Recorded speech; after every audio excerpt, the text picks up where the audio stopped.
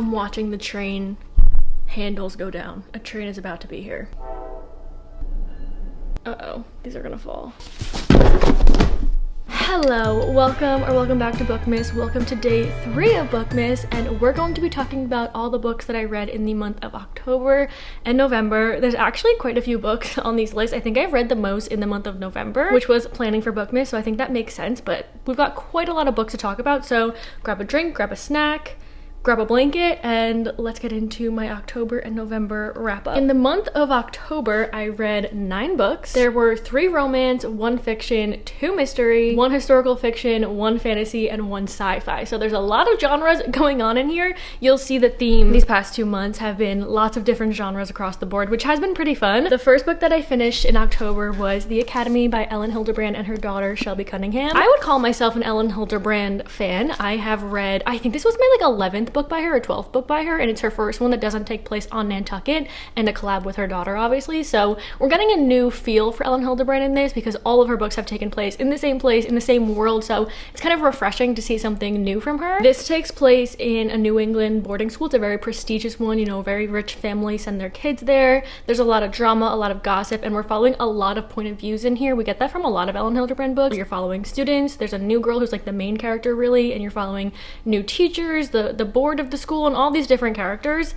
And we have a new girl that comes in and she's not like everyone else, so people are a bit more suspicious of her and you're kind of getting to know her a little bit more. But the main plot of this that you get on the summary, and doesn't really come until like halfway through the book, is there's this app that becomes released, and it's basically called Yip Yak? What's it called? Zip Zap. And it's honestly based off this app. I don't know if anyone's ever heard of it. When I was in college, people used it, and I think it's called Yik Yak. It's basically the same thing. It's like anonymous and you can send things into it. Basically, it's kind of like a Gossip Girl thing. Like you can send in a post, and in this one, it's like a lot of gossip things, a lot of secrets about other students that you kind of know as a reader, but it's becoming in light to the school through this app. So that's kind of like the main plot you get into, but this one's very character driven. I feel like all of Ellen Hilderbrand books are character driven, so you don't really have too much of a plot. You're following the ins and outs of the school, the students, all of the gossip and the relationships and all of that kind of stuff. I think just reading so many Ellen Hilderbrand books, I just can confidently say this is not my favorite at all. The students in here are very much Gen Z. Her daughter's Gen Z. She went to a boarding school, so she has a lot of her experience spread throughout this book. But if you don't like reading about like modern day things in books, I would steer clear completely of this. It doesn't usually bother me, but this one had so much, and obviously it's because it takes place like surrounding Gen Z students. Like her daughter's writing this with her own experience, but it literally feels like your mom writing about Gen Z things. Like it's really cringy. Like I could not get over the fact of the things that were written in here. It's like TikTok and Alex Earl and I don't know, Snapchat. There was one thing in here where this couple was fighting because someone else was her best friend on Snapchat, and I'm like, this is just too much. Like if someone were to read this in 15-20 years, they would be like, it's too much. So that's like the main reason I didn't love it. I think it was just too meta for me. Like it really just felt like, I don't know, too much modern day stuff going on here, and I just didn't like any character. I feel like with the lack of the plot, it was so hard following them because I just like didn't care. And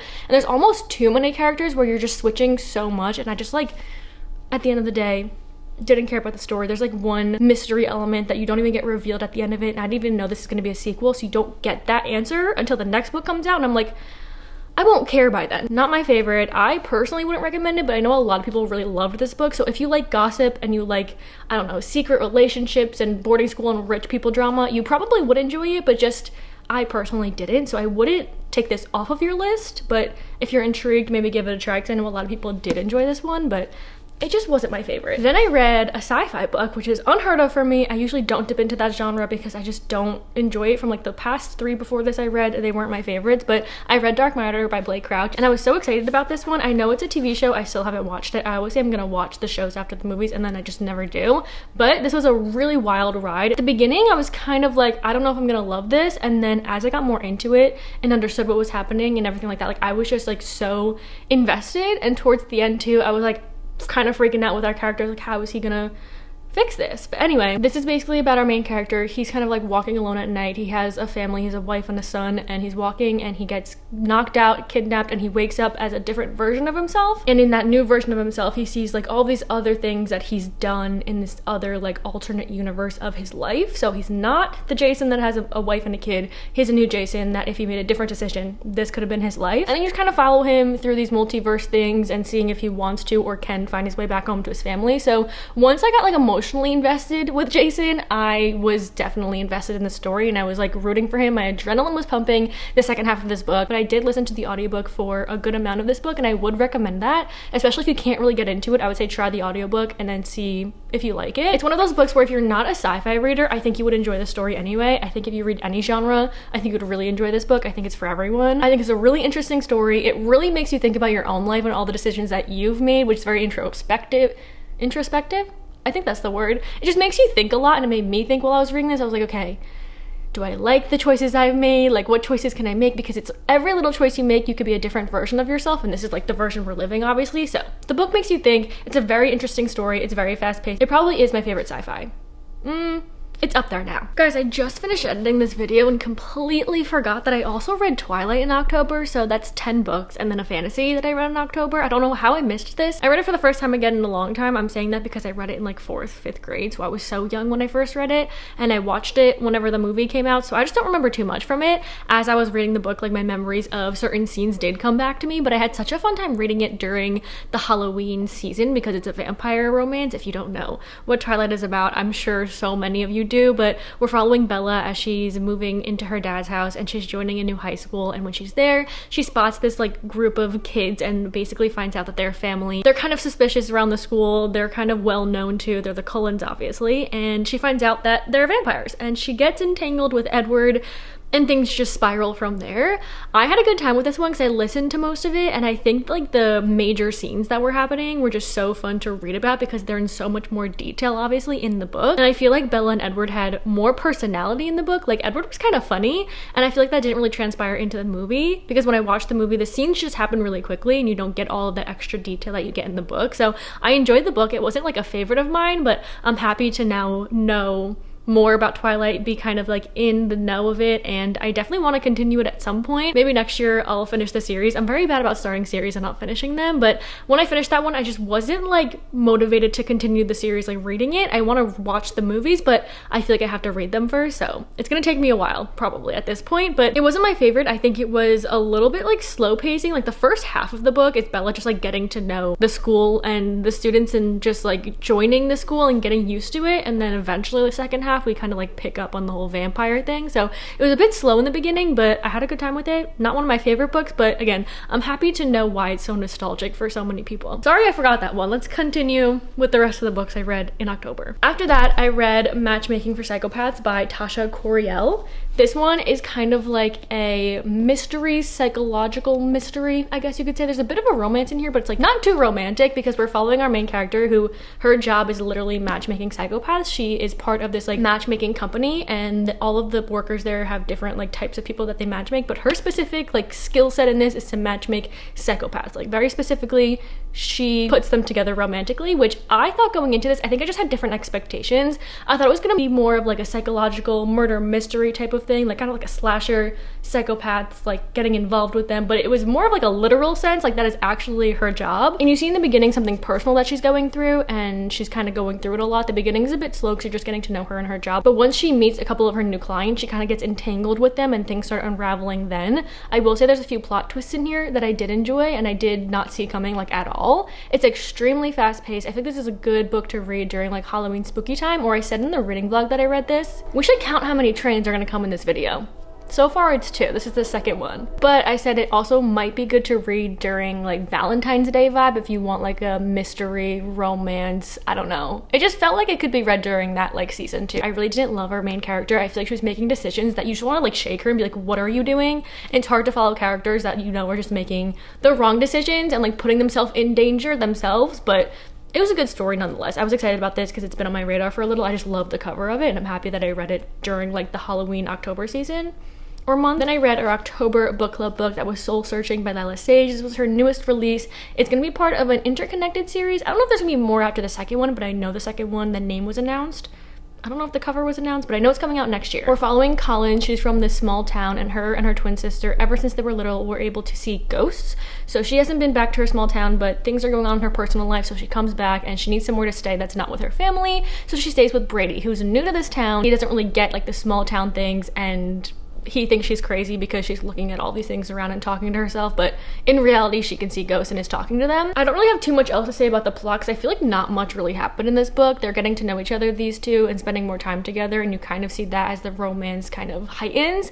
I think what I really liked about this book was Collins, our female main character. I liked understanding her struggles and seeing her relationship with her sister and her family and the strain on that, but also trying to mend that. I think the romance in here just wasn't my favorite. I think Brady, I didn't really get to know him, and it's interesting because it's a dual point of view, so we get his point of view, but I felt like when we were in his head and in his thoughts, he was really just thinking about Collins, and I didn't get to know him on a deeper level. Eventually we do find out stuff about him and his past that you can kind of understand him more, but I just felt like throughout the book I didn't really connect to him, and it was hard for me to root for them in like the romance sense because they felt like great friends. They really did. And by the end of it, I was happy for them, and I was happy that they're like finding love and everything, but it was just like wasn't there for me, the romantic connection, especially like the beginning, middle half. But it was a good read and perfect for October spooky season. I think a paranormal type of contemporary romance in here is really, really fun. It had like that humor in it, but it also had some emotional stuff, and it's definitely very fast paced. So great for spooky season, but not my favorite book of hers. Okay, then I read The Secret History by Donna Tartt. I didn't read it in any video. I read it on my own throughout the month, and I actually binged this. I thought this was gonna take me the whole month to read, and I think I read it in not a few days, but like less time than I thought it was gonna take me. I'm sure you've all heard about this book, and it's been on my physical TBR for quite a long time. I'm happy that I read it at the time that I did. I think if I read this maybe like 2 years ago when I had the book on my shelf, I would not really like it. I think I went into it with the right expectations. I took my time with it, and I really enjoyed it. I don't know why that's so surprising to me. I think I was intimidated by this book. Some of the things that I had like my expectations in my head is that I wouldn't understand it. It's gonna be slow pacing, I'm not gonna like it, but I don't know why I had those preconceived notions, and I ended up really enjoying it. It's basically a dark academia mystery type of novel, and it takes place in, actually I don't know what year it is. I know it's like the late 1900s, I know that. And we're basically in the point of view of a new student at this New England college, and he joins like this class, and the class has a very small like amount of students, and they already know each other, they already have their group, they're already like bonded in that way. So there's a new member coming in, you can feel that he's not part of the group, and he wants to be part of the group really, really bad.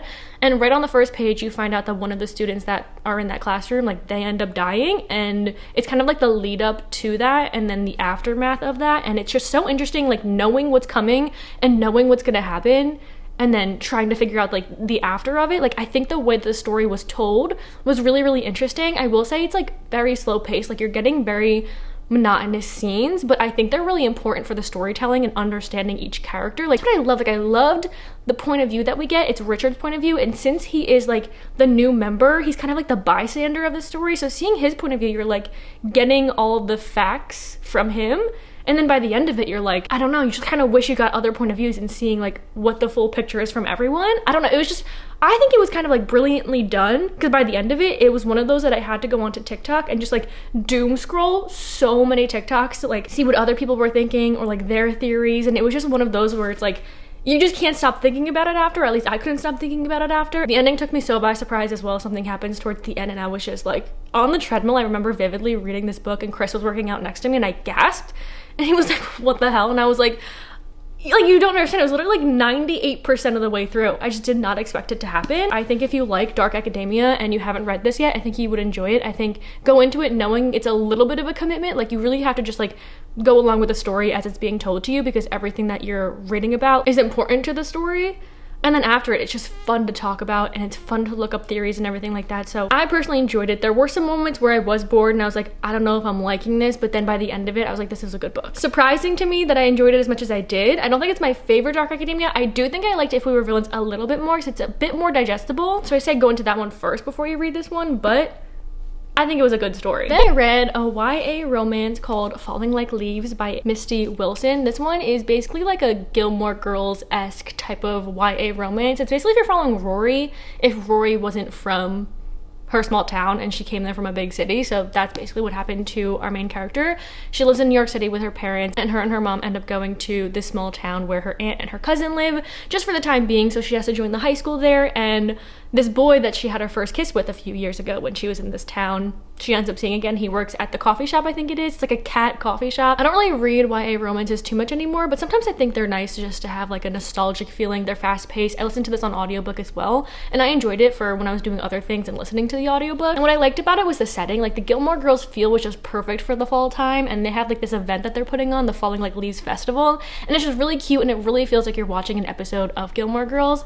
I do think our main character was a bit selfish and hard to follow along, but I think you have to give her some grace because she is in high school. She is young and she's going through this like love and feelings for the first time. I thought it was cute. I think if you want to read a YA during the fall time, this is honestly perfect. It's incredibly fast paced. It's a good story. It's obviously not one of my favorite books, but I'm happy that I read it when I did. Then I read Atmosphere by Taylor Jenkins Reid. Finally, this was such a long time coming. This literally came out during my birthday month earlier this year, and I finally picked it up. I think I was just like intimidated by it because everyone was giving it 5 stars, and when I see that happen, it's like I put off the book because I get nervous that I'm not gonna like it, and then I'm like, I'm just disappointed at myself. But this was like absolutely incredible. I still think about the ending every single day of my life since finishing this. This is like a historical fiction romance novel. We're following our main character Joan, but the way it's told, you're getting 2 different like timelines. So you're getting like the present day where there's a mission that she's on. She's like an astronaut in like the control center, and some of her friends you get to meet are like on the mission, and then you get the past chapters from when she was, you know, a teacher, and then slowly going into like the astronaut school, meeting the characters there, making some friends, starting a romance, and then becoming an astronaut. And then it goes to the present day where like something major is happening. And in the beginning I was like, I don't know if I'm gonna like this. I'm not into space. I couldn't really understand which character was who in the beginning, and it was hard for me to connect to. But once you get to know all of the characters and the romance picks up and you understand like the gravity, no pun intended, of what's happening, I couldn't put it down. I was like on the edge of my seat. My adrenaline is pumping, and I'm also like so emotionally invested. I loved following Joan. I feel like she is so different from a lot of like Taylor Jenkins Reid characters I feel like that I've read. I feel like is more of a shy one, and seeing her connection with not even just the romantic one but the people around her, and finally doing something for herself, and also her relationship with her niece, like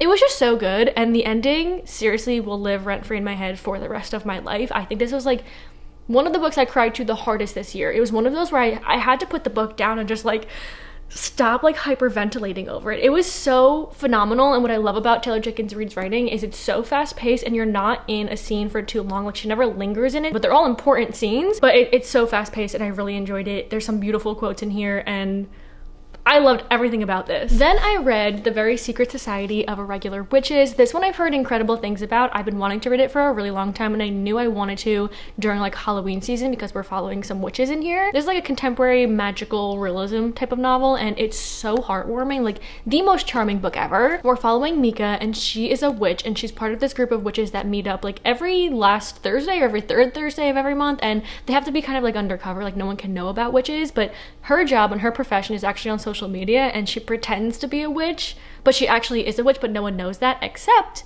these people from, what's the house called? The Nowhere House? Yes, the Nowhere House. They sent her an invitation to come over to the Nowhere House, and they have 3 little kid witches there, and they invite her to come teach them magic because the people that own the house and the adults there are not witches, so they can't help them control their magic. You're following the story of her and these children and the adults there that are so protective of these children. It is so incredibly, it's like, okay, we're on three trains. One of my favorite things about it is the adults there and how protective they are of the children. There's this male main character that you're following that a romance does happen. It's so slow burn, like the most perfect slow burn too, because it's like little moments you get that just like make it even better, because it's like not the entire plot of the book, it's the subplot. So when you get those romantic just parts of it, it hits so much harder. And he's kind of like a grump and a bit mean, but not in like the worst way. It's because he cares about these children so much, and a newcomer coming in, and like, I don't know, it was just so good. But yeah, the adults protecting the children, I really liked them, and the found family of it all is so amazing because they're all different ages, they're all different people, there's young witches and all these adults, and it's just so wonderful. It's definitely more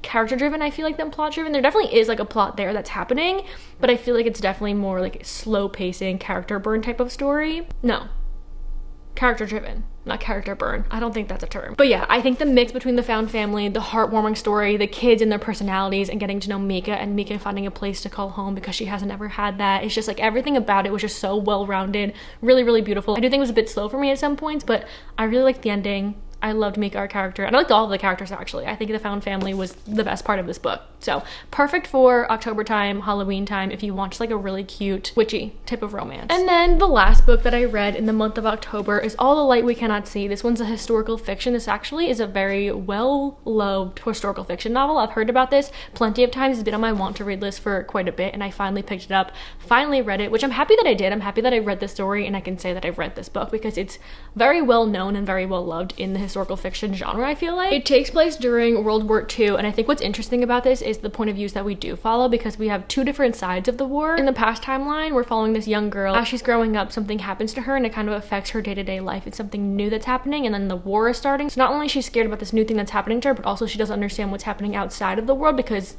when you read it, you'll understand. It's something that's not on the back of the book, so I'm not going to say it, but you find out as soon as the book starts. And then on the other side of the war, you're following this young orphan. He lives in Germany, so he's on that side of the war, and he's just so enamored by the radios and the makings of the radios and the mechanics of it all. And then present day, in the girl's point of view, you're kind of just following her journey through the startings of the war and trying to find safety with her dad and everything. And then on his side, he's actually being enlisted to track down something. So I'm not gonna give too much away, but that's kind of what you're following. I think the most interesting part of this book is that we're following two characters from two different sides of the war at the ages that they are. It's kind of like young adult, because they are, I think she's like ends up being 16 and he's maybe 17-ish. But anyway, I think the story of this is one that I'll never forget. I think the hardships just in general, reading a historical fiction novel, especially a World War II novel, is something that I like to read about. I like to learn about, because it doesn't matter how many you read, you'll always learn something new, whether it's from a new point of view and perspective of the war. Like, I've never read perspectives of these type of people in the war, and there's so many new things you can learn about when you're reading historical fiction. So I'm happy that I read it. I just really did not like the writing style, like, at all. I think it was very like point blank period of what's happening, but the chapters, when I tell you, usually I love this, they are like a page short, but they are too short that you're leaving a scene too quickly to go to the next one, and then as soon as you're in the next one, you kind of just like lost the momentum from the past chapter. And I think it just moved too quickly for me to get emotionally invested and kind of like connect with the characters. As much as I understood what they were doing and going through, I just like wasn't there with them, and I think that just kind of like took me out of the story. So I didn't love the writing style, I didn't like the short chapters, and I liked the plot of it though, and understanding what our characters were going through during this time of the war. But not my favorite, but I understand why people love this so much. It's definitely an emotional story, but it was good, just like not my favorite. All right, those are all the 9 books that I read in the month of October. In November, they're not all pictured here because a few of them I read on my Kindle, but I read 15 books in November. I think that's the most I've read in a month this whole entire year, which is crazy. We've got 2 historical fiction, 1 fantasy, 6 romance, 3 mystery, 1 sci-fi, and 2 fiction. And a partridge in a pear tree, because that feels like I'm singing that song. There's a lot of genres over here. What I'm gonna do, because majority of the books on this list are books you're going to be seeing in Bookmiss reading vlogs, for those ones, I'm gonna do what I do on TikTok when I do like kind of like a wrap up. I'm just gonna show you what book it is, and I'm gonna say if I would recommend it with a yes, no, or maybe. And then you'll have to watch the videos to understand why I said yes, no, or maybe. And then you'll see all of my thoughts in those reading vlogs, of course, but I have a few that I read throughout the month that were not part of Bookmiss. I'm going to talk about those first. The first one is The Mad Wife by Megan Church. This was our book club book for November, and I'm really happy we read this together because it was such an interesting story. If you liked the movie Don't Worry Darling with Harry Styles, which of course I did, this book kind of gives similar vibes to that. It takes place in the 1950s. We're following a housewife. Her name is Lulu. She recently had a new child. She's kind of going through it. She's kind of struggling, getting back into like the routine of things. And you kind of find out that she's not as structured, I guess you can say, as the other housewives. Like, they have a list and a schedule they stick to every day, and they just are the perfect housewives. And she just doesn't feel that way, but she can't really talk about it or any of her mental issues. And then a new neighbor comes in across the street, and she just raises suspicions in Lulu, and Lulu just kind of like watches her. And then the plot definitely picks up. It has like a suspense mystery element to it, which I really enjoyed. It's so fast paced. I think following Lulu was really interesting, and just seeing how women in general were treated during this time and what they were feeling and going through in comparison to like their husbands and the people around them, and having to have a perfect house and take care of the child. Like, there's a lot of things they were doing, but it wasn't looked at as much as like the husband going to work was, if that makes sense. So it was such an interesting story. There's some plot twists in here that definitely got me. I didn't love the ending of it. I think it was rushed, and I think it happened, like, it wrapped up too quick, but it was a really good story. If you're interested in it, I would highly recommend it. It was definitely fast paced. I really liked the writing style. I liked following Lulu and understanding what she was going through. And then as the story progressed, your like adrenaline kind of starts pumping because like so much is happening at once. And then like there's a few plot twists and it's just not what I expected. It definitely is kind of showing the experience of what women went through during this time. I liked reading about it. It's kind of like historical fiction, suspense type of situation. So if you like Don't Worry Darling, like I said, I think you would enjoy this one. Then I read The Will of the Many. This is seriously such a thick book. This is a high fantasy novel. It's very long, but it's worth the commitment. I loved this book, and I have not loved a fantasy in a really long time, so this was just so good, and I was so invested the whole entire time. I think it was just like, I don't know, the plot was interesting to me, and I was enjoying what our main character was doing. If there's one thing about me, I love like a heist undercover type of mission, and that's exactly what this is. Not a heist, but like the undercover spy situation. In this like fantasy world, there's basically like hierarchies, and the lower you are, the more power you have to give to like the higher ups, and the higher up you are, whoever's underneath you, you get like all of their power. There's like a little chart in the beginning that kind of explains that, and it was hard in the beginning to understand what they were talking about, but after like 50, 100 pages, like, you know, when you start a fantasy book, like, it's literally like learning a new language sometimes. It's exactly how this felt, but once you like understand and grasp the concept of the fantasy world and the politics and the world building, you understand where you are and like what's happening. It is just so much fun. What I like about this one is, oh, I didn't even tell you what it's about. Hold on. We're following our main character. He's an orphan and he is adopted by this man, and this man tells him, we're gonna train you and we're gonna send you to this very like prestigious school and this academy, and only like the highest of high ups, their children go to this school. So obviously that is going to raise suspicions, because it's like, why did this guy adopt this kid and why is he sending him to this school? But you kind of get into the training of it all. I really like that you go to so many different places in this world. The world building, the politics are so well thought out. It is so interesting. And then eventually he goes to the school, he does this undercover thing, but what's cool about it, well, not cool, but what's interesting is that not only is he undercover for whoever adopted him, like what his motive is, but he also has his own motive that no one knows about. So there's a lot of things going on, very secretive. He can't get caught, and I really enjoyed it. Like I said, you go to so many places in the world that were really cool. The world building was just like so much fun. And for being such a long book, I did think it was fast paced. Like, I couldn't really put it down. I was so invested in it, and you find out so much as you're going on that it like keeps you on the edge of your seat, because there's more and more that you want to find out. And then you get to the end and it's just like a crazy ending, and I cannot wait to read the next book. After Bookmiss is over, I'm going right into that. The second one just came out, and the ending of this was just so insane and so good that I cannot wait to get into that and read more and see what happens. I would highly recommend this. Don't be intimidated by this length, because once you get into it, it's just so fun, like I said. So I would recommend this if it's on your list, if it's on your radar, because I had it on my radar for literally like 2 years before I finally picked it up, and I'm so mad I waited, but also not too mad because I read it at the perfect time. It was literally like the week before the second book came out, so I love this book. Then I read 'Tis the Damn Season. This one's an indie published contemporary romance novel. It's basically kind of based off of 'Tis the Damn Season by Taylor Swift, because we're following this pop star. She's a huge pop star in LA. Something happens, a huge rumor comes up, and she ends up going home early to her small town in Pennsylvania, a bit earlier than she was supposed to, because she kind of wants to just get out of LA. And when she comes to her hometown, she has this guy that's there, and they used to date in high school. They broke up when she left Pennsylvania, and seeing each other again every time she's home,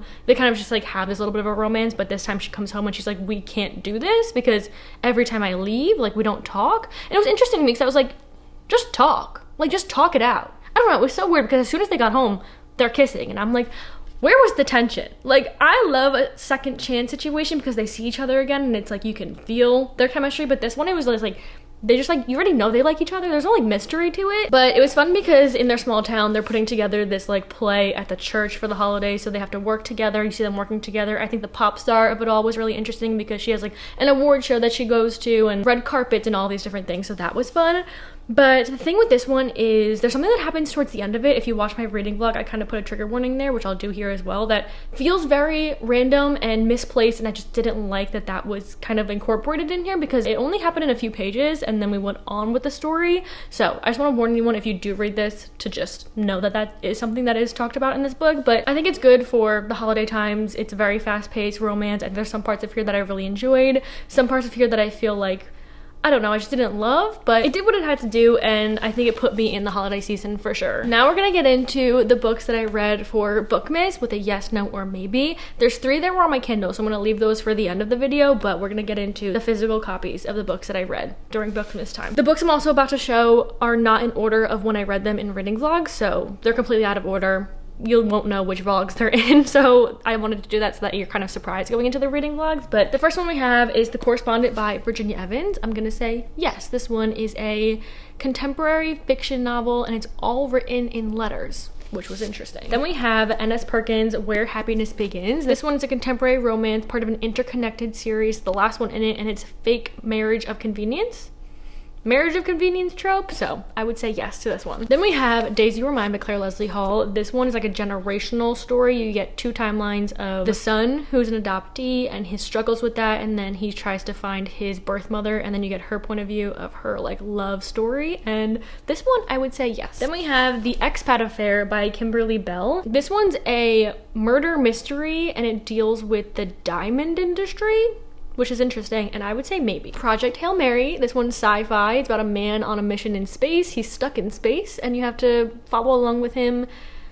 trying to save the world and get back, and I would say yes. Kill for Me, Kill for You by Steve Kavanaugh. This one is a mystery novel. You're following 2 point of views of 2 women that are going through different things, but the main theme of this is revenge, so I would say yes. Then I have The Charm School by Nelson DeMille. This one's a very thick historical fiction novel about the Cold War and about spies going undercover in Soviet Russia during I think it was the 1980s. This one I would say maybe. And then the ones that I read on my Kindle, the first one is Holiday Romance. This one I would say immediately yes. It's a friends to lover story. They're stuck in the airport trying to get home for Christmas, and it was wonderful. Then I have Heated Rivalry. This one is an romance. It's a ice hockey rival romance. It's definitely enemies with benefits. I wouldn't say friends with benefits. Enemies with benefits, very spicy, but I would say yes. And then the last one is Snowden. It is the second one after Holiday Romance. This one is another fake marriage situation, takes place during Christmas time, and I would say maybe / yes to that one. Hello, Editing Sarah here. I forgot to say that I also started and got halfway through How to Kill a Rock Star during one of the reading vlogs for Bookmiss. I forgot to mention it because I DNF'd that book, so I'm gonna say no, don't pick it up, but I just wanted to let you know it is in one of the reading vlogs to come for Bookmiss. So those are all the books that I read in October and November. If you want to see my final thoughts and why I give a yes, no, or maybe to those books, you're gonna have to watch their reading vlogs. Let me know if you've read any of these books, what books you read in October and November, maybe your favorite one from each month, and I hope you guys are enjoying Bookmiss. I can't wait for you guys to see me read some of these books. All I'm gonna say is there's a 5-star in here, so you're gonna have to find out which one it is. Thank you guys so much for watching. I hope you enjoyed, and I will see you tomorrow for our next day in Bookmiss.